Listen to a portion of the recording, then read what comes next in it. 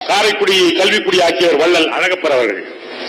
கடந்த 42 ஆண்டுகளாக தேவக்கோட்டையில் சேவகன் அண்ணாமலை கல்லூரி அமைத்து ஏழை எளிய மாணவர்கள் கல்வி கண்ணை திறந்த வள்ளல் அண்ணாமலை செட்டியார் பிறந்த ஊர் இந்த புகழ்மிக்க தேவக்கோட்டை.